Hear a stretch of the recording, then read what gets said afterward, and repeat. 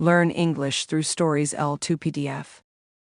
Adapted and modified by Kulwant Singh Sandhu.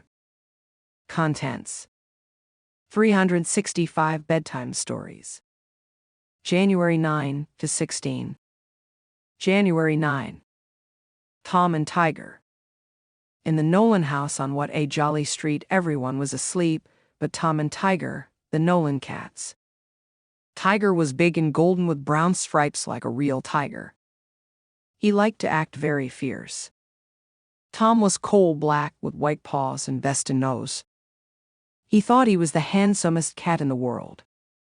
Tonight Tom and Tiger had been snarling crossly at each other ever since bedtime. Tom wanted to clean every last bit of snow and mud from his coat, and Tiger wanted to sleep. "Haven't you finished yet?" Tiger grumbled. "You're keeping me awake." Tom licked his white vest carefully. "I think I look like Mr. Nolan," he purred, "when he's all fixed up in his dress suit." "Ha!" snorted Tiger. "You look more like a penguin to me, silly, squawking penguin, that's you." "I am not," hissed Tom. "Take that back." "Try and make me," yelled Tiger, knowing Tom hated to fight and ruffle his smooth coat. Tonight, however, Tom forgot his coat. He sailed into the air like a black and white rocket and landed plump on Tiger. S-S-S-E-T-D. S-C-R-R-R-Rich. Zing! Wow! A mixed-up ball of brown and black fur shot up and rolled across the floor. It crashed into the wall and untangled into two cats, with Tom on top. "Olaf," said Tiger, scrambling to his feet. "I take it back. You're no penguin," he added admiringly. "Fact is, you're more like a tiger, very, very fierce." That's so." Tom purred, looking pleased.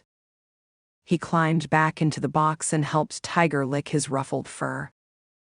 "Beautiful for you've got, Tiger," Tom admitted. "I believe stripes are handsomer than plain black and white." January 10. Rusty. Today was David Barrett's 9th birthday. Paul and Ted and Bob, Mary Lou, Susan, and Betty all came to his birthday party. "What'll we play?" David asked them eagerly. "Oh, let's ride Rusty," cried Susan. Rusty was the Barretts' Shetland pony. He liked children and was glad to give them rides. The snow had kept him in his shed for several days now, and he felt so frisky about getting out that he bounced around like a rocking horse. "Wait, I'll saddle him," said David. "Shucks, I can ride him bareback," boasted Bob. "See, mon Rusty, let's show these kids some real riding, yippee." He gave a cowboy yell and waved his leather helmet like a broad-brimmed sombrero. Maybe the yell made Rusty feel like a cowboy's pinto, for he gave a skittish leap and reared up on his hind legs. Bob slid backward over Rusty's tail and landed, boomp, on the hard frozen ground. "Wow," said Bob, getting up and touching himself gently to see if he were broken. "Feels as if I'll have to eat your birthday cake. Stand up, Dave." "No, you won't," laughed David. "Mother's kept a special pillow in the dining room ever since we got Rusty, and you aren't the first one to need it." January 11. Monkey business. Kathy was playing with her doll and paying no attention to the chattering little brown monkey perched on the toy shelf. Kathy was cross at Beppo for climbing into her dollhouse this morning and scattering the furniture every which way. "What a dirty, dirty face," she scolded her doll. And she scrubbed it hard with a washcloth. Beppo pressed against her arm. She turned to frown, and she found she couldn't frown at all. She just had to smile. For Beppo, hoping to please her, was scrubbing his face with a doll blanket.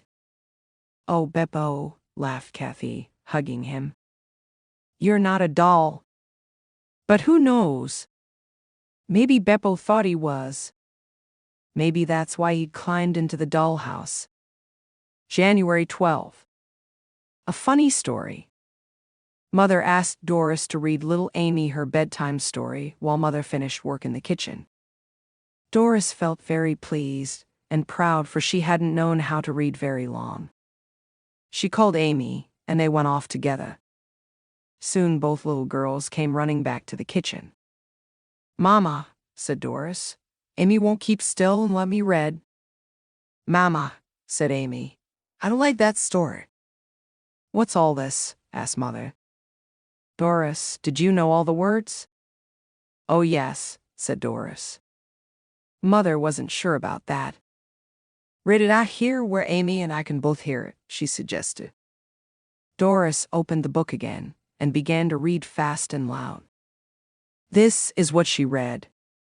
"The red fox said to the little red hen, 'Tail rabbit ears, where are you going, little buttonhook rabbit ears?' The little red hen said, 'Tail rabbit ears, that's for you to find out, tail, sir baseball bat rabbit ears.'" "My goodness," said Mother. "Let me see the book, Doris." When she looked at the story, she laughed until Doris and Amy had to laugh too. "Oh, Doris, you're reading the commas and quotation marks and things right with the story. You just skip them, dear. They're only put in to make reading easier." "Oh, don't you read them?" asked Doris. "Okay, Amy, then this is what it says. The red fox said to the little red hen, 'Where are you going?' The little red hen said, 'That's for you to find out, sir.'" "Now it's a good story," said Amy, settling down to listen. January 13. Holly plays tug of war. Baby Polly was having her bath. She sat in her little tub and grabbed for the washcloth as Mother rubbed it over her. "Ah!" she cried in joy as she caught it at last. Straight to her mouth it went, and she chewed it hard. "Oh, Polly, no, no!" Mother laughed. She tugged at the washcloth. Holly clamped all 4 of her teeth on it and held on tight. It was just like a game of tug of war. Mother tugged again. Holly held on harder. Mother had an idea. The sunshine coming through the window reflected on Polly's bathwater and made dancing lights on the ceiling as the water moved. Mother stirred the water briskly and then pointed to the ceiling. "Look, Polly," she said. "See the pretty rainbows?" Polly looked up. When she saw the bright dancing flickers on the ceiling, she laughed aloud. "Hi, hi, hi," she shouted, reaching for them. Of course, when she laughed, out of her mouth dropped the washcloth. Mother quietly picked it up and went on with Polly's bath, and Polly, laughing at the pretty lights, never knew she'd lost that game of tug of war. January 14. The lost mittens. Jane Ling had lost her mittens. "Oh, Jane, that's the second pair," sighed Susan. "When will you learn to remember where you put things?"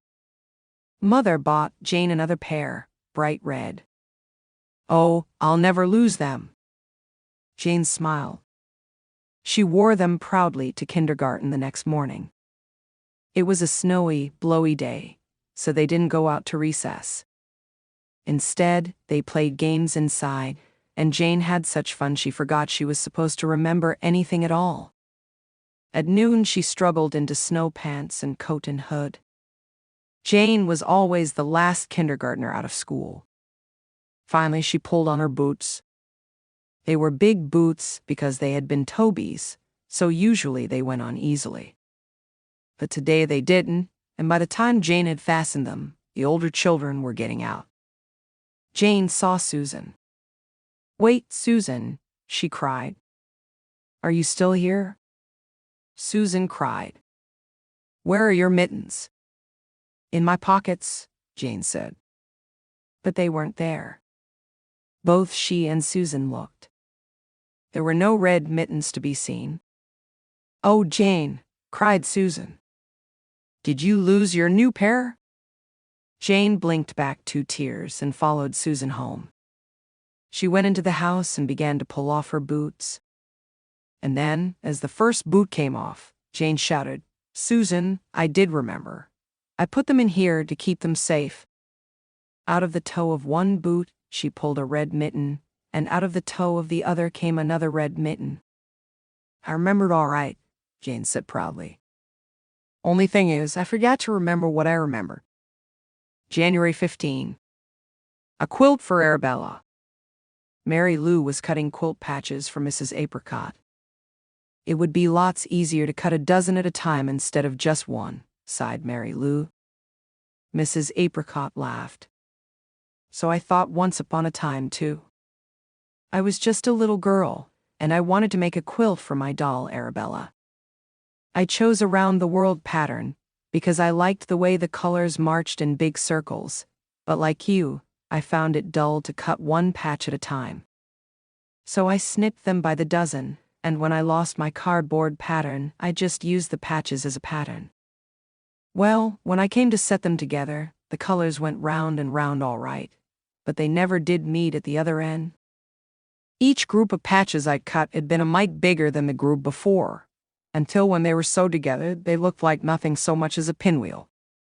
My mother said, "Well, child, perhaps you should call it a patience quilt, as long as you keep it. Let it remind you to be patient and careful." Mary Lou said softly, "Do you still have that quilt?" Mrs. Apricot smiled. I wouldn't be a bit surprised. January 16. Fun in the dark.